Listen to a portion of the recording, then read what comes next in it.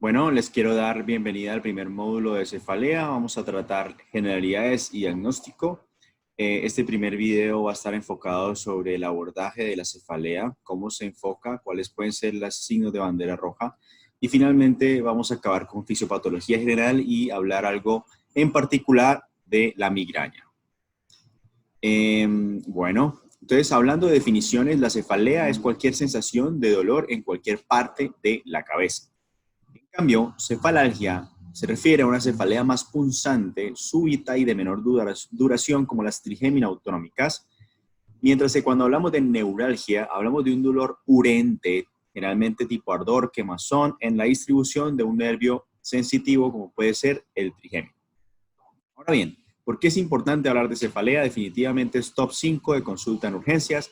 Aproximadamente más de 20 millones de personas consultan en Estados Unidos cada año solamente por motivo de consulta de migraña, de cefalea, perdón.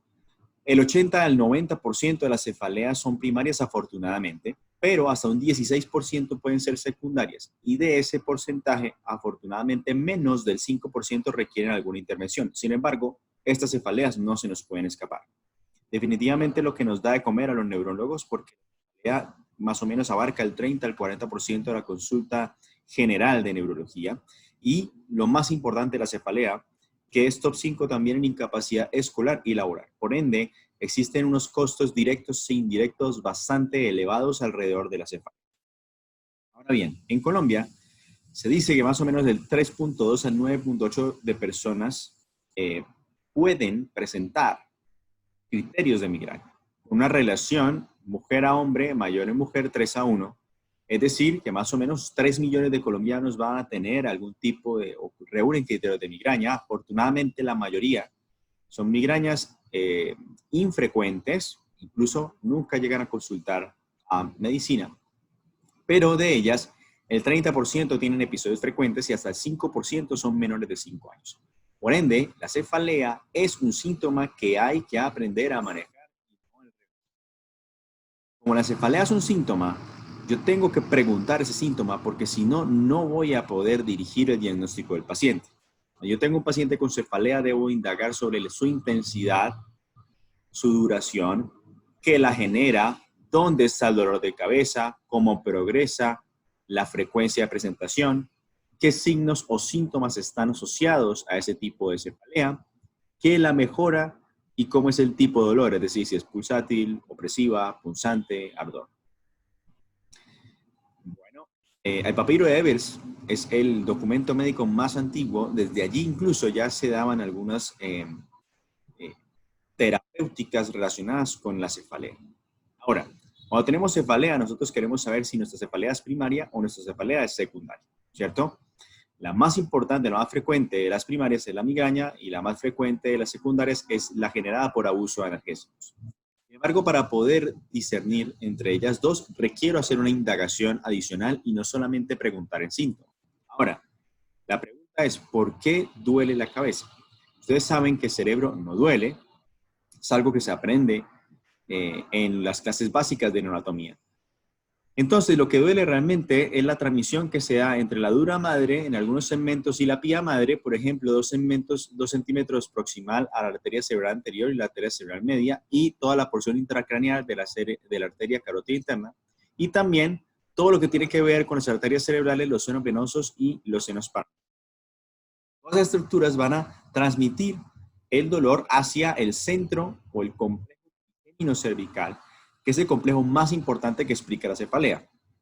Y este, a su vez, tiene una regulación tanto subcortical como cortical. La parte subcortical más importante está en la sustancia gris periaqueductal y la cortical más importante en la ínsula. Sin embargo, como aquí lo vemos, el símbolo anterior, tenemos una relación directa entre la parte emocional y la percepción del dolor, que es muy importante tener en cuenta.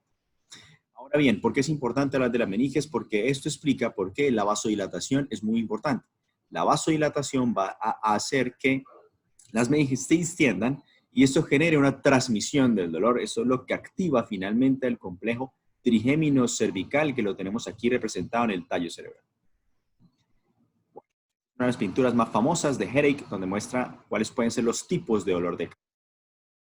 Lo más importante cuando llega un paciente a urgencias es saber si el paciente tiene dolor de cabeza primario o secundario. Y para eso tenemos los famosos SNOOP-10. Los SNOOP-10 son los signos de bandera roja que me deben hacer pensar que mi paciente quizá pueda tener más probabilidad de una cefalea secundaria. La primera es los síntomas sistémicos. Si mi paciente solo tiene fiebre, lo consideraré una bandera naranja. Pero si, por ejemplo, tiene cefalea y crisis hipertensiva, eso es un criterio de bandera roja. Una historia de neoplasia, una focalización neurológica, un paciente que inicie con una cefalea súbita tipo trueno, que es cuando el paciente llega a una intensidad 10/10 en menos de un minuto. Un paciente que inicie la cefalea después de los 50 años, porque ya se sale del rango normal de las cefaleas primarias. Y las 10 P's, que incluyen un cambio en el patrón de la cefalea, cefalea posicional, cefalea precipitada por maniobras de Valsalva, dolor periocular, generalmente asociado con disautonomías, embarazo, puerperio, papiledema, cefalea progresiva, cefalea postraumática asociada a analgésicos y pacientes que tengan una patología del sistema inmune, es decir, una inmunosupresión. Ahora, aquí es muy importante recordar que las cefaleas secundarias pueden mejorar con analgésicos. Por ende, una cefalea que mejore con analgésicos no necesariamente significa que sea una cefalea primaria y que vamos a estar tranquilos. Y esto hay que tenerlo muy en cuenta. Ahora bien, para hablar de la migraña, tenemos que decir que es la cefalea primaria más frecuente y que la edad de presentación está entre 5 y 50 años. Y que desafortunadamente, en un estudio que se hizo en Colombia, el 25% de los pacientes usan opioides y menos del 30% de los pacientes han utilizado tratamientos específicos para migraña, por ejemplo, triptanes. Esto es bastante importante porque los opioides no son ni la primera ni la segunda línea del tratamiento y en cambio los triptanes, que son medicamentos que están dentro del plan básico, son muy desconocidos por los médicos que generalmente manejan estos pacientes. Ahora bien, la migraña, aparte de la fisiopatología de la cefalea normal, tiene algo particular y es el gen relacionado con la calcitonina. Estos receptores se saben que son los que generan ese estímulo de forma permanente del dolor y que pueden incluso explicar por qué se da en algunos pacientes la depresión cortical expansiva, que es lo que explica la presencia de auras en la migraña. Y es que es como si se apagara el cerebro de occipital hacia ventral, explicando las auras visuales, de lenguaje, sensitivas, motoras, etc. Para llegar al diagnóstico de migraña, yo tengo dos tipos de migraña. Migraña sin aura, migraña con aura.